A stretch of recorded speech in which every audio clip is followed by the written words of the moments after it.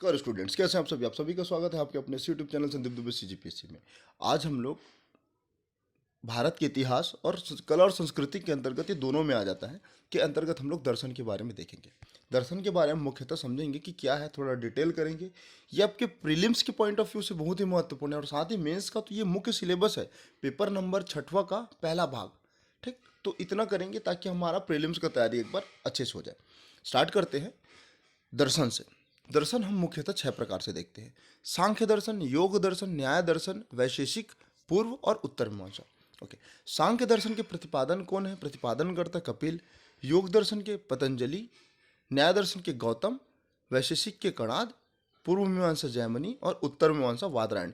और ये याद रखिएगा, कम से कम इसके संस्थापक तो यही हैं। पहला प्रश्न तो आपको यहीं से प्रश्न पूछा जाएगा। एक चीज और याद रखिएगा कि अद्वैतवाद के प्रतिपादन करता कौन है? शंकराचार्य। अब इसको थोड़ा डिटेल में करते हैं। अच्छा, दर्शन 2 प्रकार से हो सकते हैं, एक आस्तिक दर्शन होगा और एक होगा नास्तिक दर्शन। नास्तिक दर्शन, ठीक है, ऑर्थोडॉक्स और हेटेरोडॉक्स। अगर मैं बात करूं नास्तिक दर्शन के बारे में, जो ईश्वर को नहीं मानता, वो नास्तिक दर्शन होगा। नास्तिक दर्शन में मुख्यतः हम लोग 5 चीजों को पढ़ेंगे, लेकिन उससे पहले हम 3 को और जोड़ देते हैं: चारवाक, जैन, बौद्ध। मतलब 6 6 और ये 3। ठीक है, तो ये जो 3 दर्शन है ना, चारवाक दर्शन प्रतिपादन करता है स्मृति मनु, जैन महावीर स्वामी। तो महावीर स्वामी प्रथम संस्थापक नहीं थे, प्रथम संस्थापक थे ऋषभ देव। ऋषभ देव ये 24वें तीर्थंकर थे, इसको ध्यान में रखना। बौद्ध और जैन के बारे में थोड़ा डिटेल करेंगे सेपरेट क्लास में। उसके बाद देखेंगे जैन धर्म, जैन दर्शन। तो जैन दर्शन के प्रतिपादन करता कौन थे? गौतम बुद्ध जी। अगर मैं बात करूं जो ईश्वर को नहीं मानने वाले जो दर्शन है 9 में, तो वो 5 दर्शन है। कौन कौन सा? सांख्य दर्शन, पूर्व मीमांसा, चारवाक दर्शन, जैन दर्शन और बौद्ध दर्शन। ये सभी ना अनिश्वरवादी नास्तिक दर्शन है। अब एक एक करके इसको डिटेल करते हैं। देखिए, वास्तविक रूप से दर्शन क्या होता है? दर्शन क्या होता है कि जीवन को समझने का, जीवन और विश्व को समझने का प्रयास ही फिलॉसफी है या दर्शन है। मतलब philosophy is the effort to understand the life and the world. Okay, अब हम लोग थोड़ा इसको डिटेल करते हैं। कपिल जी का सांख्य दर्शन। कपिल जी का सांख्य दर्शन के अनुसार सत्कार्यवाद सिद्धांत को ध्यान में रखना। सत्कार्यवाद दर्शन या सांख्य दर्शन के कारणता संबंधित सिद्धांत से संबंधित है। इस सिद्धांत के अनुसार कार्य अपने उत्पत्ति के पूर्व सत मतलब कारण में विद्यमान होता है। उदाहरण के रूप में समझिएगा, जैसे मिट्टी से घड़ा का निर्माण होता है, तो ये दर्शन बोला जाता है कि मिट्टी तो पहले जो अवस्था में था, मूल अवस्था में था, उसमें घड़ा विद्यमान है। यही कार्य कारणता सिद्धांत है। इतना आपको ध्यान में रखिएगा। अच्छा, इससे संबंधित कुछ महत्वपूर्ण फैक्ट है, उसको देखिएगा। प्रकृति और पुरुष के बीच का जो सिद्धांत है, कपिल मतलब सांख्य दर्शन बताता है। सत्कार्यवाद सिद्धांत सांख्य दर्शन बताता है। विकासवाद सिद्धांत सत्कार्यवाद दर्शन बताता है। तो कुल मिला के ये तीनों जो फैक्ट है ना, इसको आप नोट डाउन करके रख लेना। सत्कार्यवाद ये सांख्य दर्शन से जो संबंधित है ना, पुरुष प्रकृति सिद्धांत, सत्कार्यवाद कार्य अपने उत्पत्ति से पूर्व कारण में विद्यमान रहता है, और विकासवाद सिद्धांत। ठीक, इसके मुख्यतः 25 तत्व बताए गए हैं, जिसमें से हम लोग डिवाइड करने का कोशिश करते हैं। थोड़ा ध्यान में रखना, याद हुआ तो अच्छी बात है। देखिए, पहला, पुरुष, आत्मा, प्रकृति, पुरुष प्रकृति, महत, बुद्धि, अहंकार और मन। ये हो गया 5। ठीक है, वास्तविक रूप से सांख्य दर्शन कैसा है? अनिश्वरवादी दर्शन। ये हमारा हो गया 5 तत्व। अगला 5 तत्व देखते हैं। 5 कर ज्ञानेंद्रियां। तो ज्ञान किससे होगा? आंख से देखकर, कान से सुनकर, नाक से सूंघ कर, जीभ से महसूस स्वादांकुर स्वाद से, और त्वचा मतलब स्पर्श कर। तो इस प्रकार से 5 ज्ञानेंद्रियां हैं। 5 कर्मेंद्रियों को भी ध्यान रखिएगा। वाक, वाक, ठीक है, पाणी, पद, वायु या पायु, और लास्ट होता है उपस्थ, उपस्थ एनस। तो ये हो गया हमारा कुल 15 तत्व। ठीक, अब देखते हैं पंच तन्मात्र। ठीक है, ये 5 होते हैं: शब्द, रूप, रस, गंध, स्पर्श। और 5 होता है पंच महाभूत: पृथ्वी, जल, अग्नि, वायु, आकाश। ठीक है, तो ये सारा चीज आपको ध्यान में रखना है, एटलीस्ट इतना ही ध्यान में रखिएगा। ओके, सत्कार्यवाद सिद्धांत जैसे मैंने बताया, कार्य अपनी उत्पत्ति से पूर्व कारण में सत्य विद्यमान होता है। अब दूसरा दर्शन देखते हैं, योग दर्शन। योग दर्शन के प्रतिपादन करता कौन थे? पतंजलि।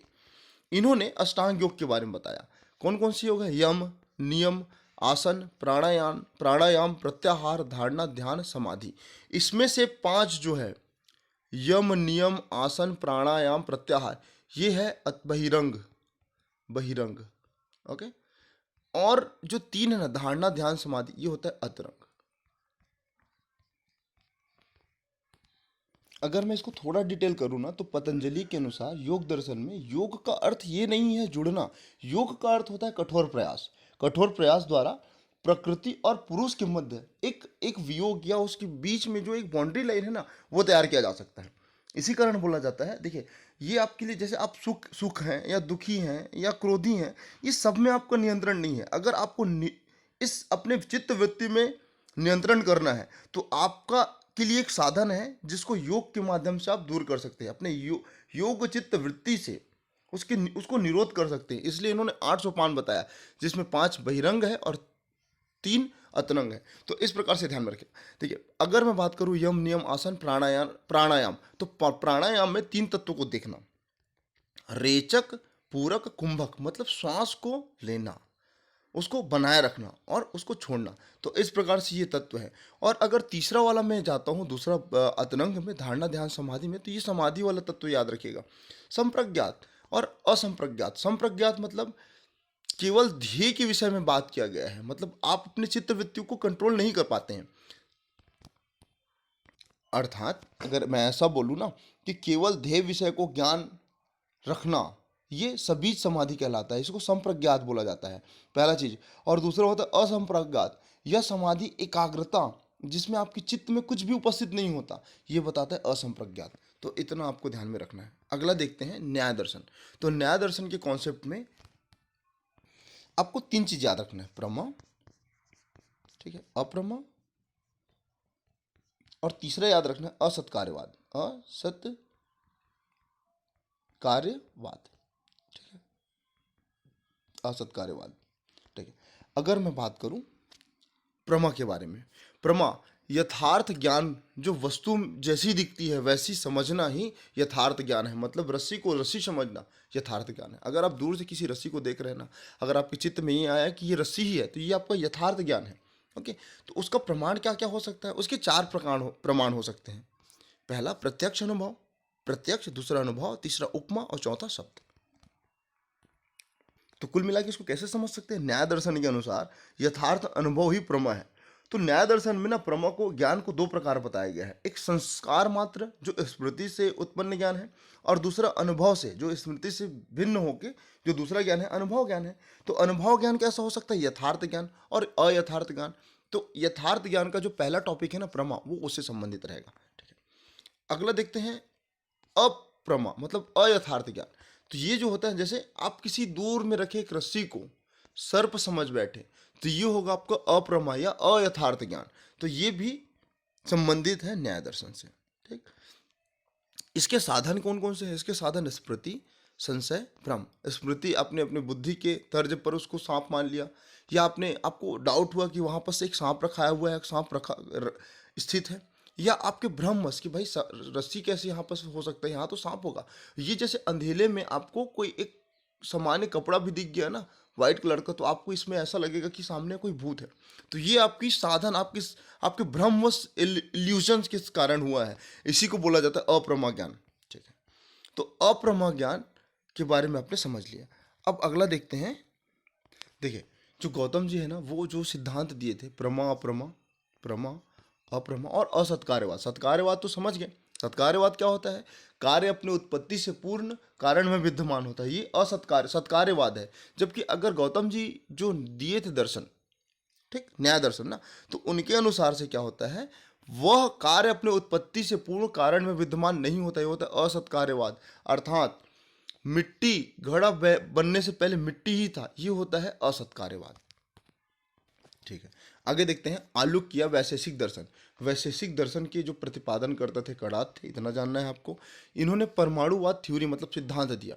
इन्हें भारत का डाल्टन भी कहा जाता है। अगला देखते हैं पूर्व मीमांसा, जैमिनी। ये अनीश्वरवादी दर्शन है, पहला चीज तो, ठीक है। अपूर्व एक ऐसी शक्ति है जो पूर्व में नहीं होती। यज्ञ या कर्मांड के आधार पर उत्पन्न होती है। मतलब ऐसी शक्ति जो पूर्व में स्थित उपस्थित न होकर यज्ञ के दौरान उत्पन्न हो, ये होता है पूर्व मीमांसा। इसको आपको इतना ही ध्यान रखना है। इसके प्रतिपादनकर्ता कौन है? जैमिनी। उसके बाद देखते हैं उत्तर मीमांसा। इसके प्रतिपादनकर्ता कौन है? वादरायण।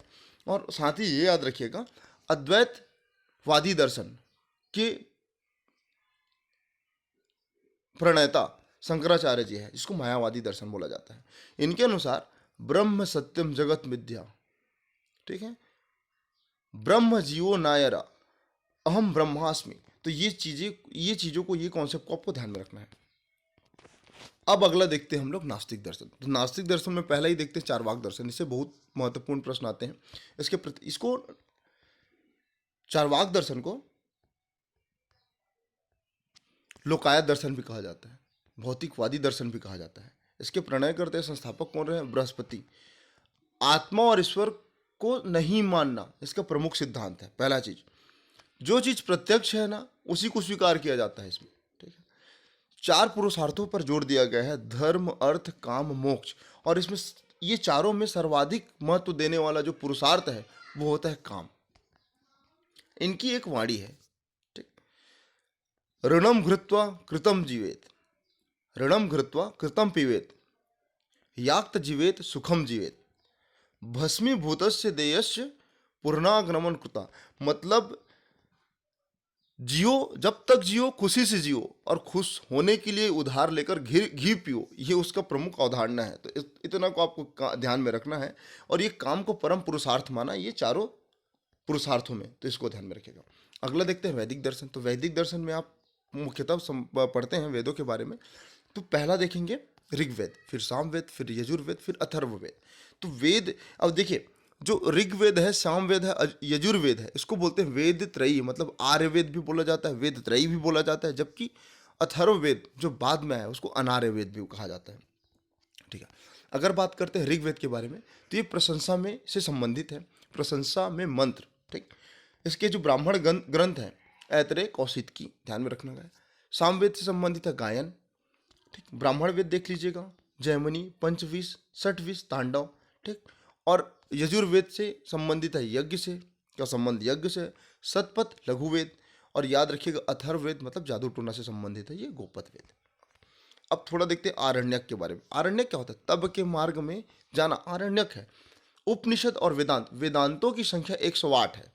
उप मतलब होता है समीप, निषद मतलब बैठना, समीप आकर बैठना, जो शिक्षक मतलब गुरु के समीप आकर बैठना और ज्ञान की प्राप्ति करना ही उपनिषद है, ठीक है। इसमें 3 चीजों को देख सकते हैं, दर्शन, रहस्य और आत्मा।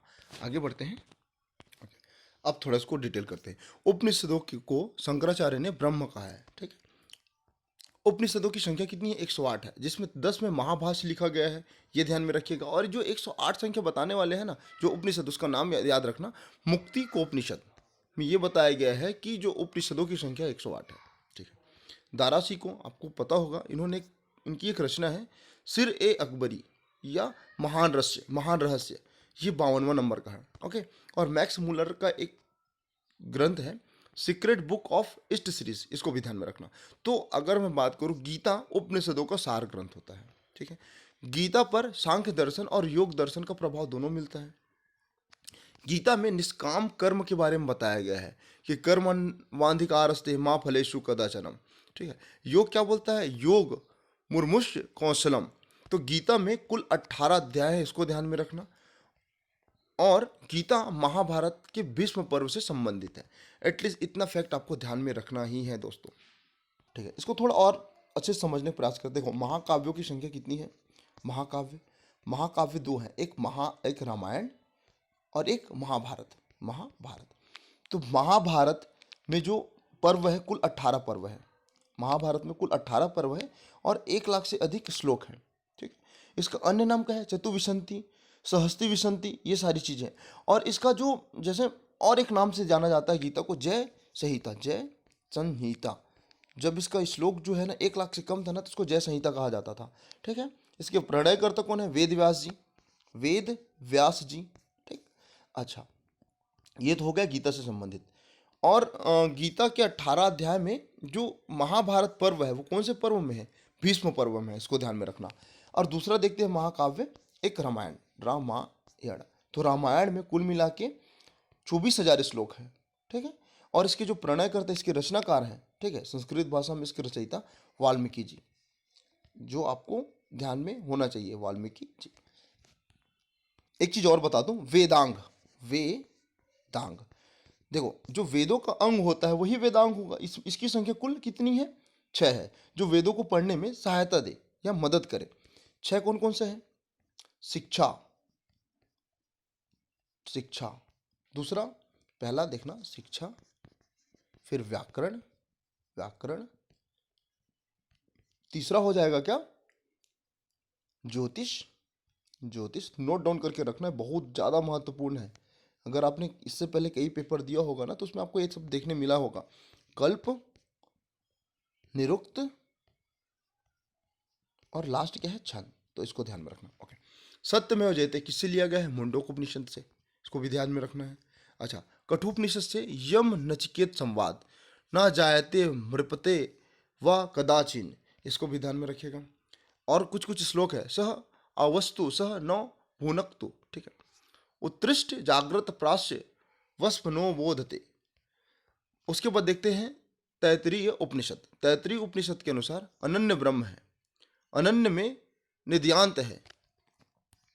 और जो एक सिद्धांत होता है ना, अतिथि देव, अतिथि को देवता मानो, मातृदेव भव, माता को देवता मानो, पिता को देवता मानो, ये कौन से उपनिषद से संबंधित है? ये तैतरीय उपनिषद से। उसके बाद देखते हैं छंदोग उपनिषद। इसमें आपको एक दो चीज याद रखना है, जैसे तत् त्वम असि, तुम वही हो, और आरुषि पुवेक पुवेत केतु, और एक याद रखना देवती पुत्र कृष्ण। तो ये सारी चीजों का जो आपको ज्ञान होगा ना, वो आपको छंदोग उपनिषद से ज्ञान होगा, ठीक है। बृहद रण्योक उपनिषद, तो बृहद रण्योक उपनिषद तमसो माँ ज्योतिर्गमन का सिद्धांत यहीं से आया है, इसको ध्यान में रखिए, ये बहुत ही महत्वपूर्ण है। अहम ब्रह्मास्मि, ठीक, ये भी आपको याद रखना है। ओके, बाकी चीजें आपके सामने हैं, देख लीजिएगा। अब देखते हैं वेद के बारे में। ऋग्वेद, सामवेद, यजुर्वेद। तो यजुर्वेद को 2 भागों में डिवाइड किया जाता है, शुक्ल यजुर्वेद और कृष्ण यजुर्वेद। तो अगर ब्राह्मण उपनिषद के संबंध में बात करूं, तो ऋग्वेद का संबंध ऐत्रेय और कौशिकी उपनिषद से है। सामवेद से संबंधित जो है वो छंदोग और केन उपनिषद है। और यजुर्वेद, तो यहाँ पर शुक्ल यजुर्वेद और कृष्ण यजुर्वेद। तो शुक्ल यजुर्वेद के अंदर आपको 3 चीज पढ़ना है, ईशोपनिषद, ईशोपनिषद, बृहदरणोपनिषद, ठीक।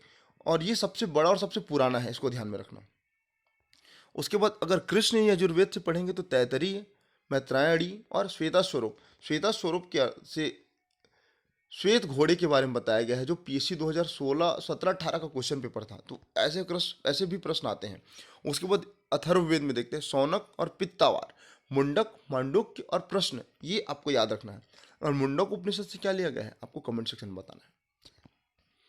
गायत्री मंत्र का उल्लेख ऋग्वेद में 3रे मंडल में किया गया है, ध्यान में रखिएगा। पुरुष सूक्त का उल्लेख ऋग्वेद के 10वें मंडल में किया गया है। तो कुल कितने मंडल है? 10, ठीक, 10 मंडल।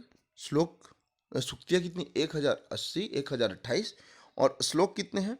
लगभग है 10,580। तो इतना आपको ध्यान में रखना है। ओके, एक चीज और नोट करके रख लीजिएगा। ऋग्वेद की जो पढ़ने वाले पुरोहित, उसको होता कहा जाता है ऋग्वेद के।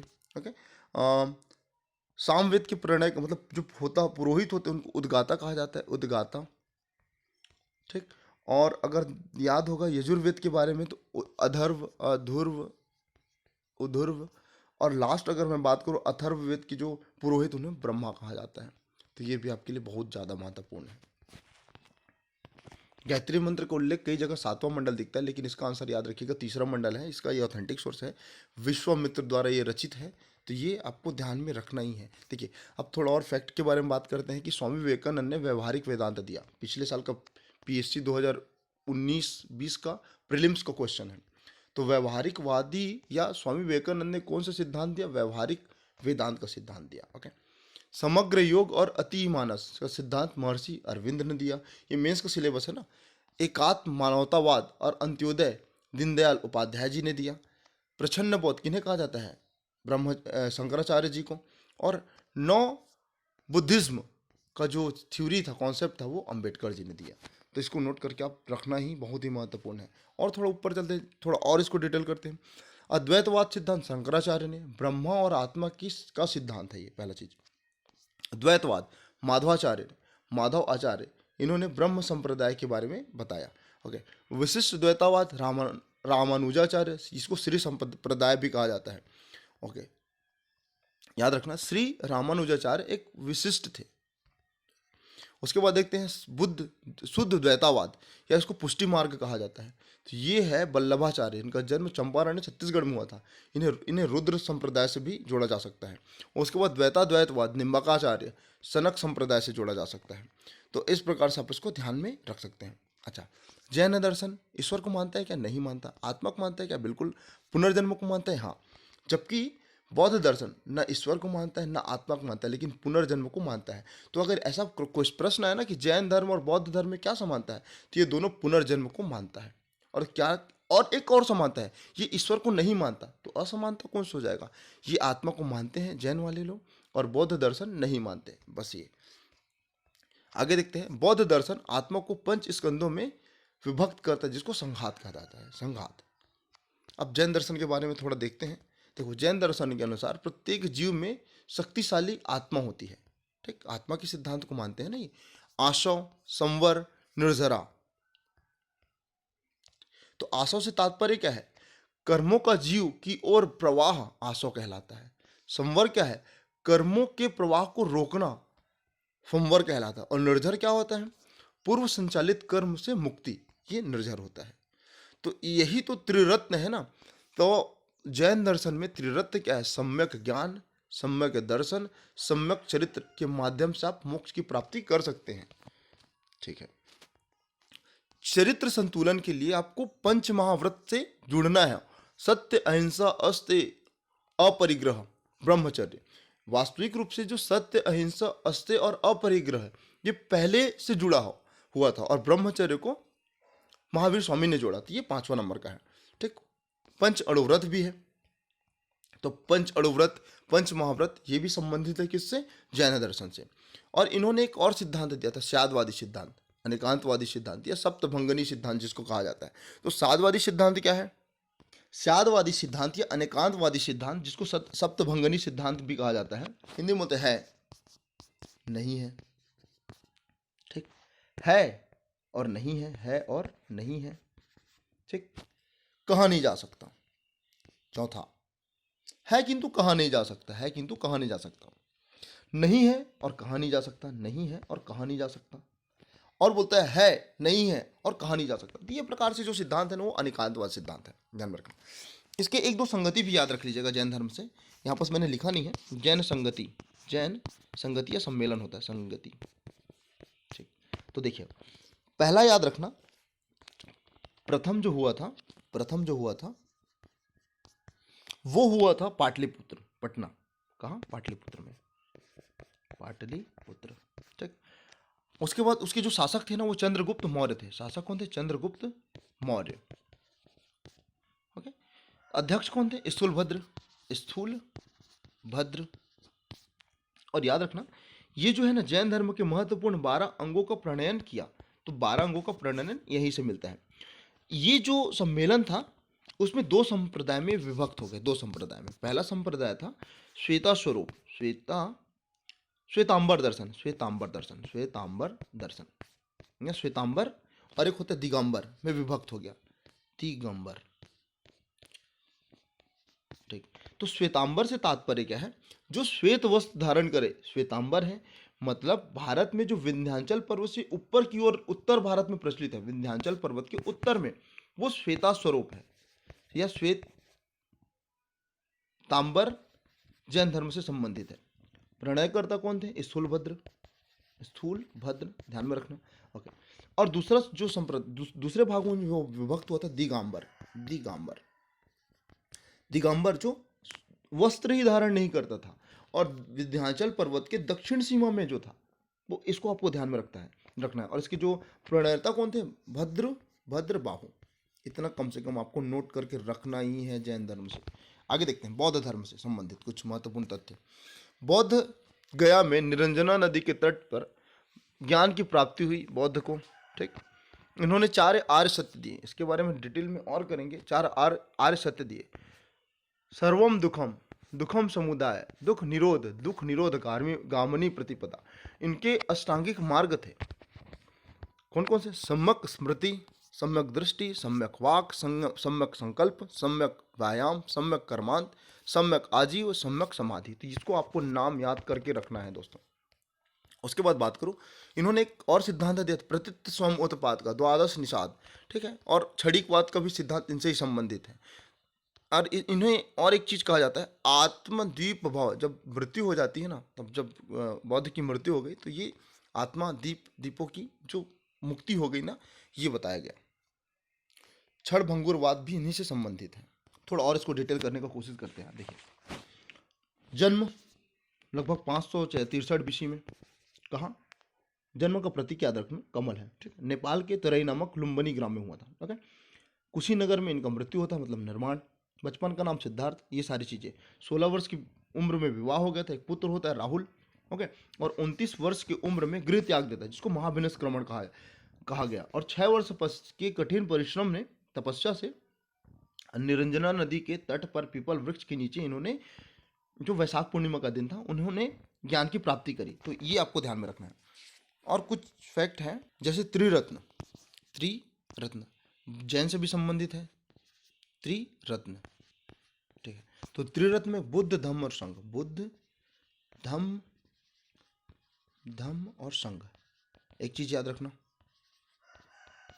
दूसरा, जो दुखों का कारण, दुख समुदाय, दुख निरोध गामिनी प्रतिपदा, अभी देखें। अष्टांगिक मार्गों को भी देखें। और कुछ अन्य उपदेश थे, जैसे मध्यम मार्गों को अपनाने वाले व्यक्ति थे। ठीक है, और इनका ना जो संगति है या फिर सम्मेलन है, उसको एक बार लास्ट देख लेते हैं, फिर ये वीडियो कंप्लीट हो जाएगा।